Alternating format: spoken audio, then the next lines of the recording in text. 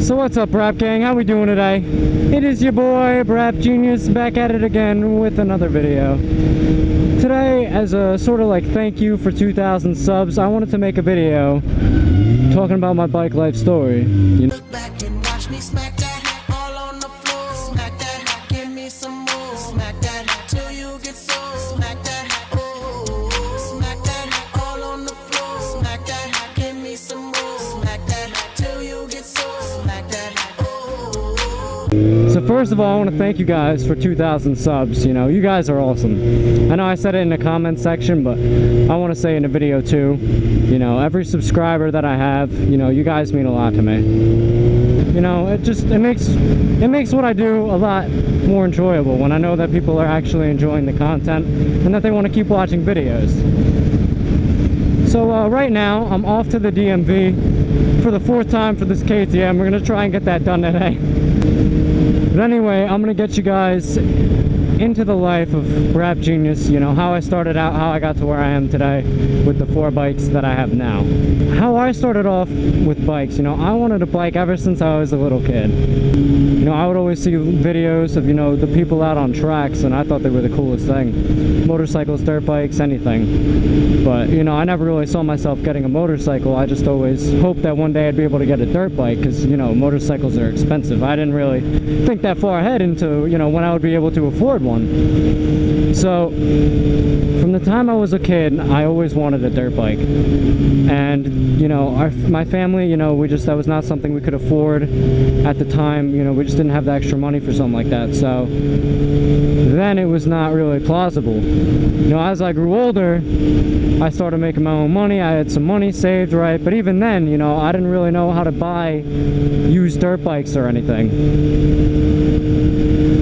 I figured you had to buy everything new. So, you know, I don't have 7 grand for a new dirt bike, you know, like that's just not happening. Then I became friends with someone who's into riding and who has a dirt bike that's used. And I told him that's so sick that, you know, you ride dirt bikes and stuff. I've always wanted to get one. And he's like, well, bro, he's like, I'm on Craigslist all the time. Like, if you want a dirt bike, I'll find you a dirt bike. And I'm like, dude, I'm dead serious. Like, if you find me a solid one, I will buy one. And he thought I was just BSing him, because I guess that's what a lot of people do. They just say stuff that they're not going to do. One thing about me, like 99% of the time, if I say I'm going to do something, it's going to happen. So sure enough, me and my buddy, you know, we're going to check out this dirt bike, but you know, neither of us have a truck. So we had his CJ7. I'm gonna put a picture up. We didn't buy the bike here, we just put our friends on to see, you know, if we'd be able to get it back if we went to go check it out. So here's a picture of it. That is the most rigged thing you've ever seen. But yeah, so we're like, okay, this will be able to work. So I went to go and check out the bike, and this bike was beautiful. But the guy said that his wife needed it gone, he needed it gone, his wife was not having it with him anymore.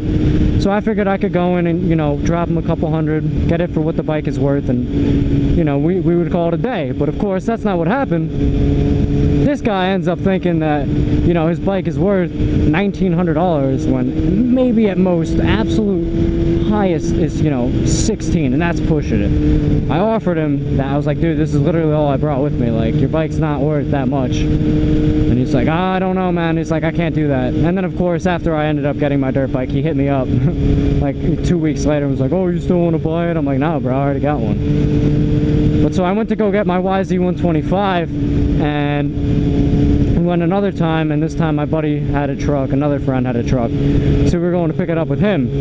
And that's the bike you guys have come to know and love, is, you know, my YZ125 Shannon that I recently sold. But so we went to go pick up my YZ125, and this guy just gave me some random address of someone that, you know, I guess they were evicted. And I get to the place and I'm like, what the hell? So I call the guy, and he comes out from a couple houses down, because I guess they didn't want to give me his real address, which is totally understandable.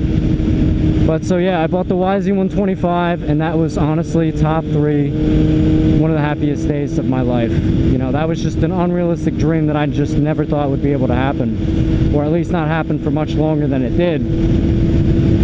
And you know, it came true. I think I was 19 when I bought that bike. I'm 22 now. You know, I got into bikes a lot later than most people, but I love it so much, you know. Now I have more than what most people who have been riding their whole lives have now, and they've been riding their whole lives, you know.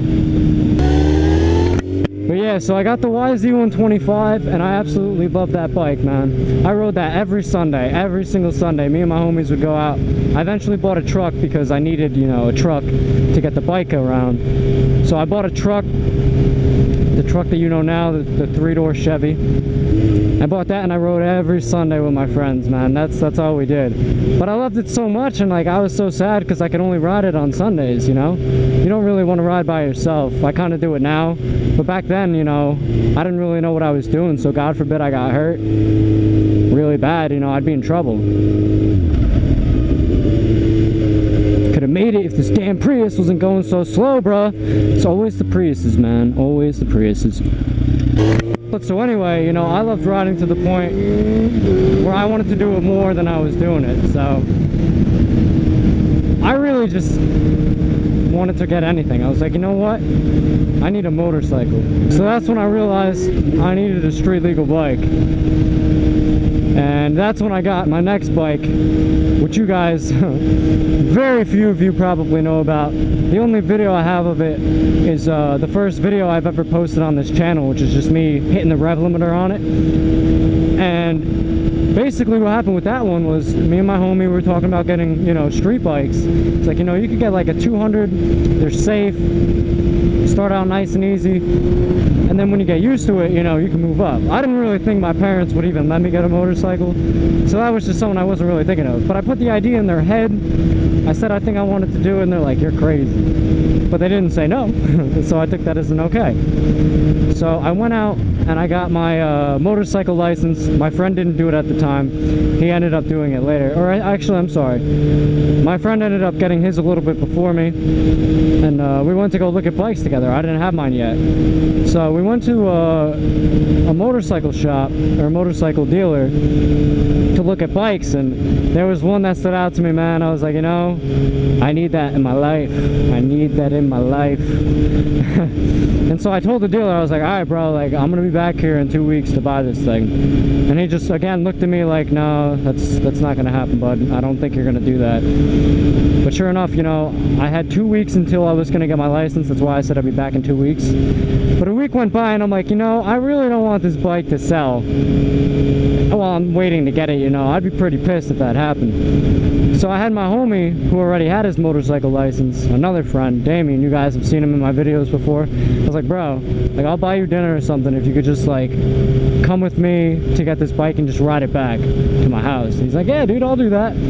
So sure enough, I show up at the motorcycle dealer with him, and I'm like, all right, man, I want that one. And they're like, okay, it's gonna be this much, you're gonna have to, you know, finance this. I'm like, nah, dog, I got cash. Whipped out $5 grand cash. There's a picture. And I bought the bike. They were in shock. It was like the same when I bought my Chevy. I bought my Chevy in cash. They looked at me like I was a drug dealer. I was like, nah, dog, I just, you know, I hustle for my money. Now I had the Ninja, and I absolutely love that bike too, man. That was my first street bike. I'll never forget that bike. And I rode it for like 6 months, and it was a great bike. But my problem was, I realized after I bought it, like, what I wanted out of a bike, which is why it's important to do research prior.